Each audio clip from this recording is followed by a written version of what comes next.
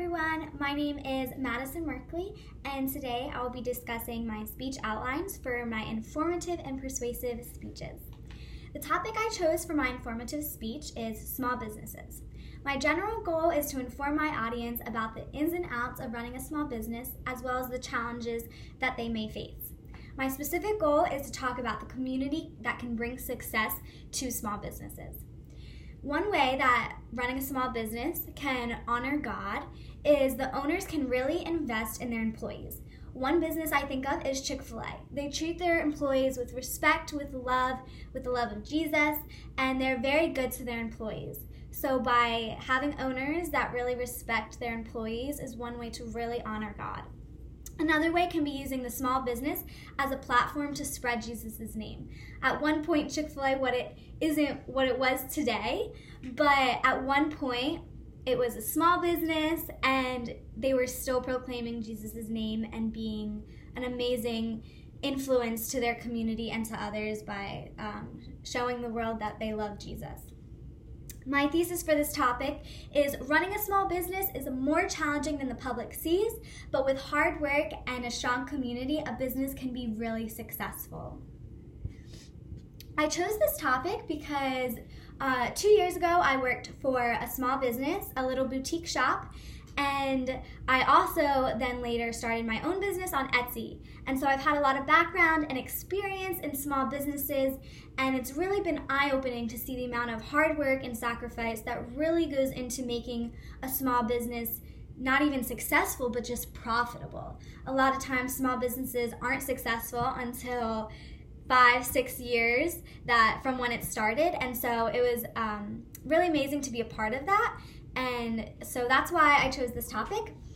I believe the God-valued qualities needed to start a small business and to run one. The first I think of is honesty. In a business, it can be very easy to become greedy and to want to rip people off. You kind of know how much you're going to profit, and the public doesn't. They see what your prices are, and they think that could be reasonable. Maybe it isn't, but they don't realize how much you're profiting. And it's very easy to make something $5 more than you think it should because you just have that greedy mentality. I think we see it now than ever in the business world that greed is just taking over. And so I definitely believe being honest with your customers, being honest to the public, and just really using that as a platform to show Christ is really important. Another thing I think of is when I worked in the small shop, I think of loving the customers like Jesus would. It's very easy for them to come in frustrated and angry, and some days it would be hard to show them the love of Jesus, but I think that's very important as owners and employees of working in a small business, that you have the love of Jesus, because without that, it's very hard to show love to people that aren't being nice to you. The last one I think of is truthfulness. Being an employee at a small business, it's very easy when something happens that doesn't benefit the company because of something you did to brush it under the table and to say, well, I won't bring it up if they don't come to me. But if you have truthful employees and honest owners, you can really have a successful business that honors Christ. For my persuasive speech, I've chosen to talk about texting while driving. My general goal for this topic is to convey that texting while driving happens every day and there are multiple consequences for it. My specific goal is to persuade my audience that even checking your phone while driving is putting others in harm's way. My thesis for this speech is that while one may not be physically texting while driving, picking up a cell phone in any way can put others in harm. There's a statistic here that says 77% of adults and 55% of teens believe that they can easily manage texting while driving. If you look up the amount of deaths or car accidents that have happened because of texting or cell phone use, it says that each year 1.6 million car crashes happen due to cell phone use, and over 390,000 injuries occur from just texting while driving. That doesn't include looking on apps, scrolling through Instagram, calling someone. That's just from texting.